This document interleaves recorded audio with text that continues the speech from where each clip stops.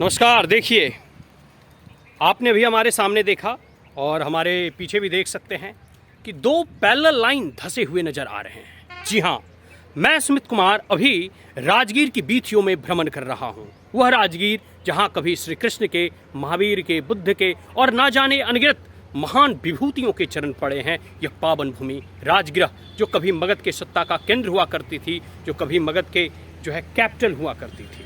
और अभी हम जहाँ खड़े हैं वह महाभारत कालीन महान कह सकते विभूति त्रिलोक स्वामी सुदर्शन चक्रधारी यदुवंशी शिरोमणि श्री कृष्ण के रथ के पहिए धसे हुए हैं, उसके बारे में हम आपको यहाँ दिखा रहे हैं और बतला रहे हैं। लेकिन इसको हम बतलाने से पहले आपको हम दिखाना चाहते हैं कि देखिए, इधर भी आपको दिखेगा और इधर भी आपको दिखेगा, दोनों तरफ चक्के के पहिए आपको दिखेंगे। और आगे हमने एसआई के पिछले वीडियो में भी आपको हमने दिखाया था कि एसआई का वो जो बोर्ड लगा हुआ उसमें बतलाया गया है कि यह संख लिपि में भी कुछ लिखा गया है, जो आज तक कोई डिसिफर्ड उसको पढ़ नहीं पाया है कि क्या लिखा गया है। लेकिन एक बात तो तय है कि भगवान श्री कृष्ण का यहाँ आगमन हुआ था। वह आगमन पांडुपुत्र कह सकते हैं कि भीम और अर्जुन के साथ आए थे। तो इनके आने के पीछे कारण क्या था, इसके बारे में भी हम थोड़ा चर्चा आपसे करेंगे। तो आपको पता है कि मगध नरेश जरासंध का शासनकाल था, और जरासंध का संबंध मतलब मगध का संबंध कह सकते हैं कि वृंदावन या फिर कह सकते हैं कि गोकुल बरसाना, जो भी आप कहें, कंस से था। आप बस इतना मान कर चले, जरासंध की बेटी कंस से ब्याही हुई थी, तो कंस का ससुर आप कह सकते हैं कि जरासंध लगता था। तो कंस को जब भगवान श्री कृष्ण ने कंस का वध किया, तो आप कह सकते हैं तभी से श्री कृष्ण की से जरासंध का दुश्मनी हो गया। और इसके साथ साथ जरासंध ने 86 राजाओं को अपने कैद में, अपने जेल में बंद कर रखा था। और इसके साथ साथ आप कह सकते हैं कि उन 86 राजाओं को छुड़ाने के लिए, धर्म की स्थापना के लिए भगवान कृष्ण अर्जुन के साथ और भीम के साथ एक ब्राह्मण के भेष में इस राजगीर की बीथियों में आते हैं। और उन्हीं आने के क्रम में ये आप जो देख रहे हैं, ये रथ से, जिस रथ से आते हैं, तो उस रथ में इतना आवेग था कि उस रथ का पहिया धस जाता है। उस रथ का पहिया धस जाता है, आप समझ सकते हैं। आप देखिए, यहाँ से वहाँ तक आपको दिखाई देगा, जो एक पैरेलल लाइन दो गया हुआ है। और तो भगवान श्री कृष्ण 86 राजाओं को मुक्त कराने के लिए फिर कह सकते हैं कि जरासंध को चुनौती देते हैं। और उसी चुनौती के क्रम में भीम के साथ उनका मल्ल युद्ध होता है। और इस मल्ल युद्ध में कई बार भीम पछाड़ते हैं, कई बार जरासंध पछाड़ते हैं। लेकिन जरासंध को एक दिव्य शक्ति प्रदान थी, या फिर उसे वर मिला था कि उसे बार बार भीम अगर बीच से भी फाड़ कर फेंक देते थे, फिर भी वो जीवित हो उठता था और जुट जाता था। बाद में इसी उदयगिरी पर्वत से श्री कृष्ण भीम को इशारा करते हैं कि इसे उल्टी दिशा में फेंको। तो जब अगली बार फिर भीम ने उल्टी दिशा में फेंका, और फिर जरासंध की उसी अनुरूप में बद्ध हो जाती है, और फिर भीम जीत जाते हैं। फिर श्री कृष्ण ने 86 राजाओं को मुक्त कराया और धर्म की स्थापना की।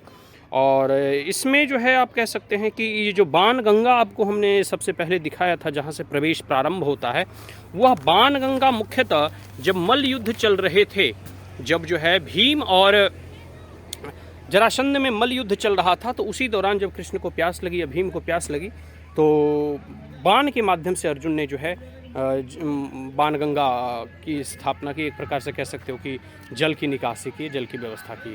तो ये सब सारी चीज़ें हैं, ये सब आपको दिखा रहे हैं। और ये सब सारे हमने आपको इतिहास बताया कि आखिर श्री कृष्ण भगवान क्यों राजगीर की बीथियों में आए थे, उनके आने के पीछे कारण क्या था। ये रथ का पवित्र पहिया का चक्र आप देख सकते हैं घसा हुआ है। और यहीं आपको कई सारी शंख लिपि नज़र आएंगे। लेकिन ये शंख लिपि आज तक कोई डिसिफर्ड नहीं कर पाया है, उसे पढ़ नहीं पाया है। चलिए हम अब वापस चलते हैं। हमने बहुत सारे इनके इतिहास के बारे में आपको बता दिया। अब देखिए, एक बार फिर से देखिए, दो पैरेलल आपको स्पष्ट दिखाई देंगे कि ये कोई ना कोई रथ के या वाहन के ही पहियों के कारण ये आपको दिखाई दे रहा होगा।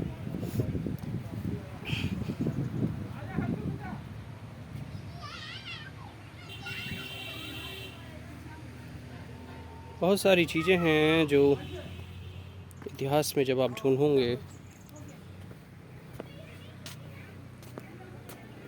मतलब ये महाभारत काल से जुड़ा हुआ है। मगध अपने आप में भी बहुत प्राचीन है, यह तो सर्वविदित है, सब लोग जानते हैं, इसमें कोई दो राय नहीं है, कुछ बड़ी बात नहीं है। मगध हमेशा से जो है सत्ता का केंद्र रहा है। बिहार की प्राचीन इतिहास जो है बड़े गौरवपूर्ण है। बिहार का प्राचीन इतिहास बड़ा गौरवपूर्ण है, गौरवमयी है। चलिए हम अब वापस चलते हैं। ये देखिए कैसे धंसा हुआ है रथ का पहिया, देख सकते हैं आप। मतलब कभी कभी जानकर बड़ा गौरव की अनुभूति होती है। भगवान श्री कृष्ण के चरण यहाँ पड़े हैं। सोचो ये कितनी पावन भूमि है जिसकी आप कल्पना नहीं कर सकते।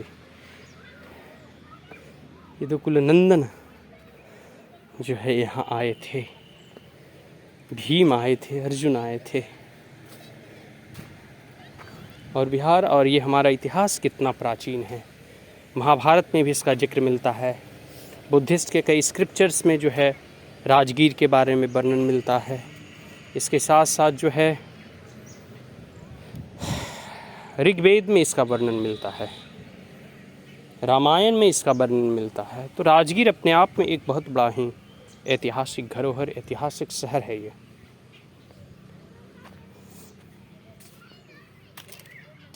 देखिए रथ का पहिया वहाँ तक धंसा हुआ है। चलिए आशा करता हूँ यह वीडियो आपको अच्छा लगा हो, तो आप हमारे चैनल को लाइक शेयर और सब्सक्राइब कर सकते हैं। कोई सुझाव हो तो दे सकते हैं। और एक बार हमारे साथ बोलिए जय श्री कृष्णा, राधे राधे।